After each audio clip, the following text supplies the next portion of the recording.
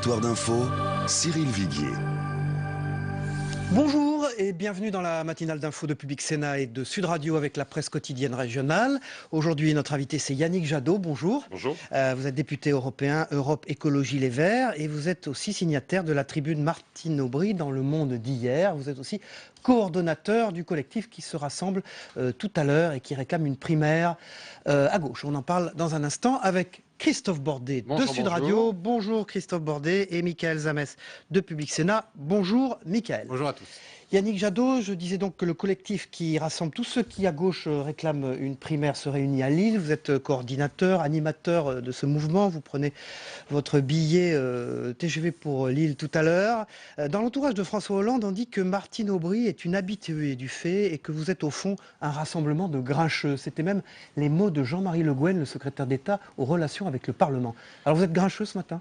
Non, pas du tout. Je pense qu'il faut toujours faire attention en politique à ne pas disqualifier la critique du point de vue personnel. Et on a déjà vu les attaques contre Martine Aubry se remettre en route. Ou sur le mode, il y a la gauche qui gouverne, celle qui met les mains dans le cambouis, et puis il y a celle qui critique, qui proteste. Je crois que ce que pose cette tribune, comme le débat qu'il y a depuis le début du quinquennat, c'est un débat d'idées, c'est un débat de fond sur comment justement on gouverne. C'est un réquisitoire quand même, hein ? Il est perçu comme tel. Là, bien sûr, c'est un cri du cœur, cette tribune. C'est pour dire au fond, effectivement, trop c'est trop. On se bat depuis des années pour réorienter la politique de ce gouvernement pour qu'elle soit plus sur l'investissement sur la transition énergétique, l'investissement sur la jeunesse, sur un certain modèle social, sur le sursaut européen, contre la dégradation environnementale. Et au fond, on a l'impression, particulièrement ces dernières semaines, d'une dérive de ce gouvernement qui est en train de s'embourber totalement sur la déchéance de nationalité. Ce projet qui a été fait pour fracturer la droite et qui au fond fracture le pays, fracture la gauche. On le voit aujourd'hui sur le code du travail. On va venir à tout ça. L'idée était de mettre en place, on l'entend bien, un modèle de flexi-sécurité à la française, sauf que c'est plus de flexibilité. Pourquoi pas? Mais c'est surtout plus d'insécurité. Et donc, qu'il y ait ce débat à gauche et avec les écologistes sur la ligne politique, c'est plutôt sain dans un pays qui, malheureusement, ne sort pas de la crise. Michael Zamès. Exactement sur le fond de cette tribune. Simplement, l'actualité aujourd'hui, pour vous, ça va être cette primaire. Si on a bien entendu Martine Aubry hier, elle dit... Si François Hollande veut être candidat, il n'y a pas besoin de primaire. Elle vous a tué toute idée de primaire. Non, je crois pas. Je crois que, vous savez, le débat sur la primaire, il prend à chaque jour plus d'ampleur. Maintenant, après cette émission, j'animerai le comité d'organisation de la primaire, où siègent le Parti Socialiste, le Parti Communiste, Europe Écologie Les Verts, Nouvelle Donne, ensemble, plus la primaire cititoyenne. Que des gens qui s'aiment d'ailleurs. Oui, mais il y a un moment, c'est des gens qui, entre eux, ont beaucoup de tensions, mais qui, je crois, je ne sais pas où ça va arriver, mais qui aujourd'hui font le pari de la responsabilité. Parce qu'effectivement, on a une gauche et des écologistes qui sont divisés. Et donc qui tout d'un coup feraient passer l'intérêt du pays avant leur propre intérêt. Eh bien, c'est le pari. C'est le pari qu'on a lancé avec les initiateurs de notre primaire, de Cohn-Bendit à Piketty, en passant par beaucoup d'autres. Et c'est ça qu'on veut. C'est ça le pari. Je ne dis pas qu'on va réussir. Mais au fond, on a un pays qui est dans l'impasse. Donc il faut, et c'est aussi l'objet de la tribune, deux, on a une gauche et des écologistes qui sont totalement asphyxiés à la fois par les défaites électorales, par la crise démocratique, économique, sociale, écologique dans laquelle se morfond ce pays. Et on a une perspective de 2017 qui est un crash démocratique pour ce pays, je crois, et pour la gauche, qui est l'absence d'un représentant de la gauche et des écologistes au second tour. Donc si à un moment on n'a pas la lucidité... Alors attendez. Mais Martine Aubry, elle vous le dit, elle dit si François Hollande y va, il n'y a pas de primaire. Oui, mais c'est terminé, on n'en parle même plus. D'accord, mais la réalité, il va se passer quoi si François Hollande ne veut pas passer par une primaire? Est-ce que l'examen de lucidité, ce n'est pas de dire, un, il a quand même un souci de popularité, ce président de la République, deux, on ne peut pas dire que le camp qui l'a élu en 2012 est totalement satisfait. Bon. Oui, mais est-ce que François Hollande... Trois, s'il y va, vous savez qu'il y aura une multitude de candidats à gauche s'il y va comme ça. Et donc, l'humiliation suprême, pas simplement pour lui, Mais pour le reste du pays, c'est qu'il ne sera pas au second tour. Donc moi, je veux bien qu'on me dise la 5e République, tout ça. Mais il y a 8 semaines, après les régionales, tout le monde disait, on a échappé à la catastrophe de très peu, faut tout changer. Et maintenant, on m'explique que les institutions de la 5e République sont inamovibles quand un pays est au bord de la faillite démocratique. Yannick Jadot, soyons clairs. Est-ce Christophe Bordet. que François Hollande, pour vous, doit y aller ou pas? S'il veut se présenter à la présidentielle, il doit passer par les primaires. Bon. Il doit à la Est-ce que fois Martine faire le Aubry, bilan. elle doit y aller ou pas? Parce que parler et faire des tribunes, c'est bien, mais il y a un moment où il faut prendre ses responsabilités et se présenter au suffrage. Vous avez Martine Aubry décidera de faire ce qu'elle a envie de faire. Elle dit ce matin, ce n'est pas mon projet. Oui, mais Est-ce que vous l'engagez justement à y aller dans cette moi, primaire? mais ce à quoi je l'engage et pourquoi elle sera là dans notre réunion publique Elle passera à la fin. Lille, C'est ça, elle passera la fin. ce soir, Elle prend c'est la parole qu'elle ce veut. soir. Elle prend la Bien parole sûr, elle viendra, elle vient à la fin. Elle a déjà un engagement sur l'inauguration d'un centre Stéphane Hessel. C'est un engagement depuis Et elle longtemps. prend la parole pour dire Elle quoi viendra- ce soir? Mais je sais pas, là, vous n'avez Vous pas à avez me dire, discuté- c'est pas vous moi êtes qui écris ces l'animateur, textes. vous êtes l'un des Simplement, organisateurs. simplement, ce qui est important, c'est que ce qu'elle dit et ce que nous disons dans notre manifeste pour la primaire, c'est d'abord le débat, ensuite les candidats. Si nous commençons simplement par la question des personnes, nous tuons toute idée de primaire. Il faut savoir, il faut qu'on soit en capacité de dire, entre les différentes sensibilités de gauche et écologistes, est-ce qu'on a encore un chemin à faire ensemble? Est-ce qu'on peut se mettre d'accord sur une réforme de l'Europe, sur les inégalités, Yannick sur Jadot. le chômage, sur le climat? Est-ce qu'on y arrive? Yannick Est-ce qu'on arrive à Jadot. se confronter, voire à s'engueuler si c'est nécessaire, y compris pour pouvoir gouverner ensemble Ouais. et potentiellement gagner la Yannick présidentielle. Jadot, C'est ça le sujet. au début de Christophe Bordet. l'interview, vous parliez de fracture. Le pays est fracturé. Oui. Est-ce que Manuel Valls, pour vous, a opposé et oppose aujourd'hui les Français les uns contre les autres? Oui. C'est un peu ce que dit Martine Aubry ce matin. Oui, non, d'ailleurs. mais moi je pense que si vous voulez, on a aujourd'hui y compris qui vont totalement contre la primaire. On a d'un côté Jean-Luc Mélenchon et de l'autre côté Manuel Valls qui disent au fond nous sommes irréconciliables et c'est la stratégie de la terre brûlée entre eux. De Mélenchon à Valls, surtout personne, pas de débat d'idées, pas de possibilité de compromis. Eh ben nous refusons cette logique des gauches irréconciliables. Et je pense que quand Manuel Valls, aujourd'hui, est dans cette dérive libérale et autoritaire, qu'il va à Munich, C'est qu'il lui le va à problème. Munich, C'est lui le problème. je sais Allez pas, jusqu'au bout, moi, allez jusqu'au bout. Qu'il s'en aille. qu'il va... Non, je veux pas, c'est pas le sujet, c'est pas ma responsabilité de nommer le Vous avez Premier bien un ministre. sentiment sur cette question. Ah mais moi je pense que Manuel Valls aujourd'hui est en rupture à la fois par rapport au socle qui a permis l'élection de François Hollande en 2012. Mais il est en rupture par rapport à des valeurs de gauche, Mais votre tribune, par c'est rapport à des valeurs aussi Votre tribune, c'est celle-là, pro-européennes. c'est un appel à François Hollande pour trancher le cas Manuel Valls. Non, c'est un appel à François Hollande, c'est un appel aux sensibilités de gauche et écologistes pour dire on peut... la question n'est même pas dans cette tribune, la question n'est pas la présidentielle de 2017. La question, c'est demain, qu'est-ce qu'on fait pour lutter efficacement contre le chômage? Qu'est-ce qu'on fait pour accueillir dignement les réfugiés européens? Qu'est-ce qu'on fait pour le sursaut européen et la dégradation climatique? C'est ça le sujet. Yannick Jadot, vous n'êtes pas très chanceux, parce que votre tribune, elle tombe le jour où le chômage baisse. 27 900 le mois dernier, demandeurs d'emploi en moins dans la catégorie A.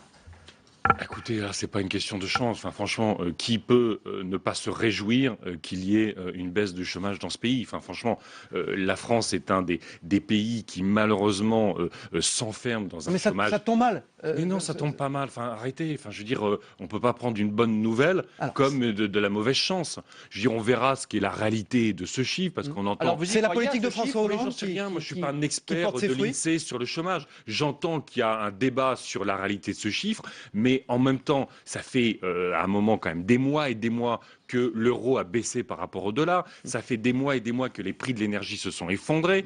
Ce gouvernement a investi des dizaines de milliards pour les entreprises que nous contestons en matière d'efficacité, d'ailleurs, sur le chômage. Donc bref, S'il tous y a- les feux étaient au vert, mais on n'a pas le résultat escompté. Voilà. C'est ça que vous dites. S'il y a un peu de chômeurs en moins, bravo Vous vous en pour ces réjouissez. chômeurs-là, Vous bravo vous en pour ces réjouissez. chômeurs-là, tant mieux, il faut que ça continue, mais c'est quand même un résultat à ce stade un peu maigre par rapport à toute la politique qui a été engagée jusqu'à là. Oui, Mais parlez de quoi? j'espère qu'il y aura CICE, une... pacte de responsabilité et loi El sûr. Khomri.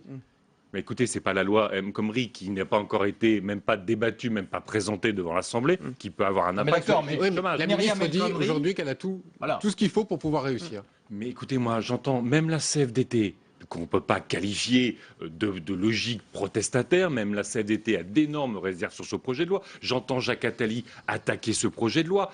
Au fond, est-ce que la solution au chômage, c'est d'avoir des heures supplémentaires mal payées, c'est de remettre en cause les 35 heures? Ça ne peut pas être ça la solution. Yannick Jadot, est-ce qu'il faut que ce projet de loi soit tout simplement retiré? C'est ce que nous demandons. Très clairement. En tout cas, moi, je n'ai pas de souci sur l'idée qu'il faut réformer le marché du travail. Le code du travail, notre système de financement de la protection sociale a été construit sur un modèle où les gens faisaient un CDI de 40 ans, plutôt dans une entreprise de production, et partaient directement à la retraite. Évidemment, le monde du travail a changé. Mais est-ce que, au fond, insécuriser les salariés, comme c'est dans le projet, mettre de la flexibilité, pourquoi pas? Le monde est devenu plus flexible. Vous savez quand même, mais il faut sécuriser. Il y a encore quelques semaines, Daniel Cohn-Bendit, dans une tribune, se prononçait pour la flexi-sécurité. Et aujourd'hui, il signe une autre tribune. Mais le problème, c'est que ce projet n'est pas de la flexi-sécurité, c'est de la flexi-insécurité. L'idée, encore une fois, de mettre de la flexibilité sur le marché du travail, tout le monde est pour. On voit bien que le monde du travail, aujourd'hui, est un monde de mobilité. Mais insécuriser les salariés un peu plus, alors que beaucoup sont en situation de précarité, ça n'est pas rendre service au monde du travail, ça n'est pas rendre service aux salariés ni aux chômeurs. Je reviens quelques mots sur cette tribune qui a été signée hier. C'est forcément le reflet d'une gauche qui refuse de gouverner? Non, je conteste ça. Martine Aubry a été 5 ans au gouvernement chez Jospin. Tous ceux qui sont signataires là ne refusent pas le truc. Mais on ne peut pas dire, si on gouverne, c'est une seule ligne. Ça ne peut pas être ça la politique. Mais vous ne refusez pas le fait qu'il y ait une réalité dans le monde d'aujourd'hui? Non, c'est Margaret Thatcher qui disait, il n'y a pas d'alternative. There is no alternative. C'est-à-dire, au fond, si on gouverne, on doit être libéral, autoritaire, on doit laisser l'Europe s'écrouler, on doit laisser la dégradation climatique modifier profondément nos conditions de vie et on doit insécuriser les salariés. Ça ne peut pas être ça. Dans les dernières années, les inégalités ont fortement progressé dans notre pays. On est sur un chômage de masse. On est sur des services publics qui abandonnent un certain nombre de zones rurales et de quartiers. Vous répondre, nous sommes dans la réalité. Vous êtes ils sont dans leur perception de la réalité. Est-ce que la déchéance de nationalité, c'est la réalité du monde? Non, c'est un coup tactique de François Hollande pour essayer de fracturer la droite. Il s'est mis en difficulté sur la déchéance de nationalité. Pardon? Il s'est mis en difficulté uniquement sur cette question-là. Vous vous rendez compte? C'est ce qui a fracturé la gauche? Ça a participé de fracturer la gauche parce que c'est une rupture démocratique majeure. Un président de gauche qui utilise la Constitution, qui est notre loi suprême, qui utilise la Constitution, au fond, dans un jeu tactique électoral de 2017, oui, c'est une rupture démocratique majeure. Donc ça ne peut pas être... Ne me parlez pas de la réalité quand il s'agit de coups tactiques. Manuel Valls, qui va à Berlin insulter Angela Merkel sur l'accueil des réfugiés, c'est lui qui est dans la réalité ou c'est Madame Merkel qui voit la réalité de ces milliers, centaines de milliers de réfugiés affluer sur les côtes européennes? C'est elle qui est dans la réalité, c'est pas Manuel Valls. Alors, lui, il est dans la posture. Yannick Jadot, justement, puisqu'on parle des réfugiés, pour aller au-delà de la tribune et de ses conséquences, aujourd'hui, le tribunal administratif de Lille va donner sa décision sur l'évacuation d'une partie de la jungle de Calais. Tout d'abord, vous espérez quoi? J'espère qu'on ne va pas l'évacuer. Écoutez, les gens vivent dans... Si on l'évacue, est-ce que vous seriez tenté de dire que finalement, l'exécutif est en pleine inhumanité, alors que justement, le ministre de l'Intérieur est le premier à dire que c'est une mesure humaine? Mais il est en pleine négation du réel. Vous me parliez du réel. Nous savons parfaitement qu'à chaque fois que vous évacuez un camp pour faire plaisir à ceux qui hurlent le plus, vous déportez le problème, vous le déplacez. Le problème de Calais, c'est exactement ce qu'on est en train de faire nous à nos frontières. Les Britanniques ont dit, la question des migrants, c'est le problème des Français. Et nous, on est en train de dire, ça va être le problème des Grecs, ça va être le problème des Italiens, ça sera le problème des Turcs. Si on ne règle pas ce problème ensemble, ce sera l'échec de tous. Dernière question, Mickaël Zamès. La centrale de Fessenheim, vous parlez de réalité, a atteint le 2e meilleur résultat d'exploitation de son histoire. Est-ce que ça prouve que vous aviez tort? Non. Ça reste une vieille centrale dangereuse qui a des incidents en permanence. C'est une centrale qui est sous le niveau du Rhin. C'est une centrale qui est dangereuse. Vous pensez que Manuel Valls va la fermer? Ah mais je ne sais pas si Manuel Valls va la fermer, je ne sais pas si vous parlez de sa parole ou de la centrale. Il va tenir sa promesse. Mais moi ce que je vois, c'est qu'en permanence, le patron d'EDF, qui est nommé par le gouvernement dans une entreprise publique, est en train en permanence de fouler aux pieds la loi de transition énergétique. Moi je veux savoir s'il agit sur instruction de Ségolène Royal, de Manuel Valls ou de François Hollande, ou s'il agit tout seul, et toutes ces déclarations à ce moment-là devraient le conduire à être sorti d'EDF. Yannick Cormand, dernière question. On avait hier comme invité David de Cormand, qui est donc votre chef de file. C'est le secrétaire national par intérim, oui, jusqu'au Bon, Congrès. il nous a déclaré être favorable, lui, à une candidature de Nicolas Hulot et de Cécile Duflot aussi, mais il a prononcé en premier lieu Nicolas Hulot. Alors, je voudrais savoir un petit peu ce que vous en pensez, vous, Yannick Jadot. Mais bien sûr, Nicolas Hulot est aujourd'hui, je crois, dans le paysage politique, c'est quelqu'un qui apporterait de la conviction, du renouvellement, de l'enthousiasme, incontestablement. Et y compris, moi, j'aimerais, parce que le problème du crash de 2017 serait pas totalement évident, j'aimerais qu'il vienne dans cette grande primaire, qui participe à ce grand débat que nous voulons lancer. Nous, ce que nous voulons, c'est que les électeurs, les sympathisants de gauche et écologistes se réapproprient la politique. Il faut arrêter avec la politique qui est dictée à l'Élysée ou à Matignon. Yannick Jadot, il est bon, David Cormand, dans son rôle de leader il vient d'arriver, il est arrivé il y a 10 jours, on va voir. Vous savez, je ne vais pas vous cacher que le parti de l'écologie politique aujourd'hui n'est pas en grande santé, comme la plupart des partis politiques. En même temps, si vous voulez, quand je vois que la moitié de la Sarkozy est mise en examen, je trouve que le parti écologiste n'est certes pas exemplaire, mais il est loin de ses dérives en matière de parti politique. Yannick Jadot, député européen, Europe Écologie Les Verts, et bien sûr signataire de la tribune de Martine Aubry dans Le Monde d'hier et animateur donc de cette réunion tout à l'heure qui doit décider, enfin qui veut avec Marie imprimer Deplechin, le avec fait Julia que les Cagé, avec primaires Thomas à gauche Piketty, vont avec avoir plein lieu. de monde. Voilà, absolument. Voilà, c'est le monde daté d'aujourd'hui bien sûr.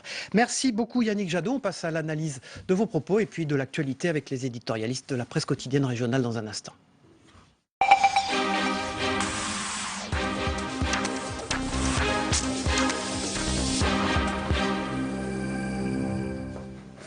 Voilà, bonjour, j'accueille aujourd'hui Pascal Jalabert qui représente l'Est républicain. Bonjour Pascal, et Bruno Dive, son confrère de Sud-Ouest. Bonjour Bruno. On démarre tout de suite, si vous voulez bien, par Martine Aubry, puisque c'est dans le monde daté d'aujourd'hui, je crois, le buzz politique du moment. À quoi elle joue, Martine Aubry? D'un côté, une critique sévère. Trop c'est trop. Et puis de l'autre, en même temps, elle dit que François Hollande, en tant que président, ne doit pas forcément se soumettre à des primaires. On comprend mal Pascal Jalabert. Martine Aubry, c'est pas nouveau, elle critique ce gouvernement depuis très longtemps, mais elle a été première secrétaire du PS, donc quelque part, elle estime que François Hollande n'est pas un candidat comme les autres s'il décide de se représenter. Et puis elle ne peut pas non plus mettre deux lames d'un coup. Donc là, pour le moment, elle tape surtout sur Manuel Valls, d'ailleurs, pour espérer infléchir les choses sur la fin du mandat, ce à quoi elle n'arrivera pas. Et ensuite, elle va laisser les choses se décanter. La question, c'est aujourd'hui qui est posée, c'est François Hollande sera-t-il en mesure de se présenter? Quand vous êtes à un tel niveau d'impopularité et que vous ne rassemblez pas votre camp, c'est difficile. C'est d'ailleurs le sens de l'article qui est publié aujourd'hui dans votre journal, l'Est républicain. Et si Hollande n'y allait pas, pourquoi vous avez fait ce papier? Parce que la question est posée.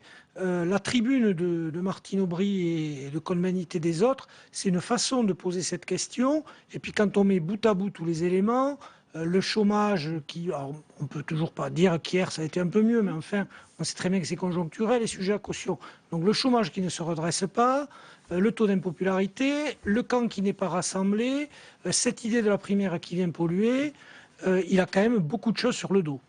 Bruno Dive, est-ce qu'au fond, n'est-ce pas de la part de Martine Aubry une attaque plutôt contre Manuel Valls plutôt que contre François Hollande? Plus contre Manuel Valls, puisqu'elle cible clairement la politique qui a été menée depuis 2 ans, c'est-à-dire exactement depuis l'arrivée de Manuel Valls à la tête à Matignon. et depuis l'instauration du pacte de responsabilité qui a été décidé juste avant. Ça fait également 2 ans.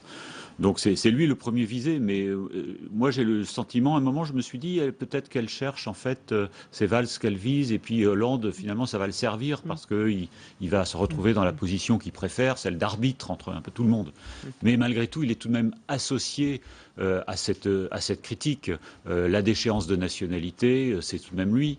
Le serment de Versailles que rappelle Martine Aubry, ses co-signataires, c'est une allusion directe à son discours au Congrès. La loi El Khomri, bien sûr. Le pacte de responsabilité, c'est lui qui l'avait initié avant Manuel Valls. Et donc, ce sont les deux qui sont visés. Et la meilleure Yannick réponse, Jadot, c'est l'embarras. Oui. C'est l'embarras. Ce matin, on entendait nos confrères en Argentine qui accompagnent le président, refus de commenter, refus de parler, annulation d'une conférence de presse. Ça veut bien dire qu'ils se sont Et Yannick lui-même... Jadot, qui était l'invité de cette matinale d'info tout à l'heure, lui était très sévère sur Valls, Pascal Jalabert aussi. Oui, alors Valls, c'est un peu un épouvantail chez les écologistes qui ne sont pas entre gouvernement. Donc là, pour eux, Manuel Valls incarne ce qu'il incarnait déjà à la primaire, hein, c'est-à-dire l'aile la plus social-libérale. Et là, je crois qu'on peut vraiment employer le mot, puisqu'avec la loi El Khomri, on passe dans un social-libéralisme un peu à l'Allemagne de Schröder. Donc pour eux, il incarne tout ce qu'ils ne veulent pas. Il a tout de même dit ce matin que il ne se sentait ni utopiste ni gauche réelle au fond. Yannick Jadot. Oui, il a dit ça, oui, mais ça c'est toujours le dilemme des écologistes. Yannick Jadot, qui est député européen, et notre invité tout à l'heure. Oui, bien sûr. Non, mais je pensais que c'était Manuel Valls qui avait dit ça, donc j'étais un petit peu étonné. Mais ce qui est certain, c'est que Manuel Valls et les écologistes, Manuel Valls, c'est une sorte de repoussoir pour les écologistes. Mais est-ce qu'il y a de gauche, au fond? C'est ça la question. Est-ce qu'il y a de gauche? Oui, toujours. Comme il y a de droite, comme il y a... Non, on le voit beaucoup plus, là. Oui, beaucoup plus. On le voit bien, on se demande en lisant cette tribune ce que font ces gens-là encore non seulement dans le même camp politique, mais dans le même parti politique. Et moi, c'est ce que j'ai écrit ce matin, c'est que la frontière, maintenant, elle passe moins entre la droite et la gauche qu'au sein même de la gauche, et ça prépare sans doute des recompositions après 2017. Et une implosion possible du Parti Socialiste, Pascal Jalabert? Ça va être plus compliqué, parce qu'après, quand même, il y a les questions des investitures, des mandats locaux, donc imploser le Parti Socialiste, c'est difficile, mais très clairement, oui, il y a une fracture à gauche, avec une gauche qui est celle... on va dire, sur les normes européennes, c'est-à-dire sociale, non plus démocrate, mais sociale-libérale, et puis une gauche qu'on va qualifier d'historique, de classique, de traditionnelle. Il ne faut quand même pas oublier que sur la présidentielle, quand vous ajoutez le score de Mélenchon, d'Eva Joly, des petits candidats de gauche, on est à 15%. Donc c'est pas nouveau. Sauf qu'Eva Joly a fait 2 ou 2,5 la dernière fois, et que Cécile Duflot est créditée du même type de chiffres. Parce que ce ne sont pas des candidates crédibles, etc. Mais quand vous prenez l'aile gauche du PS, ceux qui avaient voté Mélenchon en 2012 et qui voteront sans doute pas pour en 2017, plus la moitié ou le 3/4 des écologistes, plus un peu extrême gauche, ça fait du monde. Nicolas Hulot, ce sera lui le sauveur des écologistes, Bruno Dive? Visiblement, il se garde toutes les hypothèses ouvertes. Mais il peut faire un score. C'est d'ailleurs pour ça qu'il n'est pas allé au gouvernement alors qu'il a été sollicité. C'est certainement le candidat écologiste qui fera le meilleur score parce qu'il rassemble bien au-delà des écologistes. Il n'a pas cette image politicienne et c'est sans doute pour ça que les Verts l'attendent un peu aujourd'hui comme un sauveur. Mais je peux revenir sur le PS, la résolution au PS, parce que j'aimerais bien pouvoir répondre aux questions intéressantes quelquefois. C'est quand même le risque de la fracture du PS, c'est après 2017. Il n'y a pas de fracture au PS avant, mais après 2017, ça peut arriver, surtout si certains vont gouverner avec un certain président Juppé, par exemple. Pascal Jalabert sur Nicolas Hulot. Nicolas Hulot, alors moi je me méfie toujours avec les écologistes parce qu'il suffit qu'ils aient quelqu'un de populaire pour pas le choisir. Mais en effet, il a la notoriété, il n'est pas étiqueté politicien. Il ne faut pas oublier que tout ce qui est candidat anti-système, ça marche. Et il peut quelque part incarner ça côté écologiste et au-delà, côté gauche. On regarde la une de l'Est républicain, votre journal aujourd'hui. TER supprimé faute de conducteur, Pascal Jalabert? Oui, donc là, ça a choqué beaucoup nos lecteurs. Nous avons fait un papier là-dessus au niveau national et on l'a décliné dans chaque région.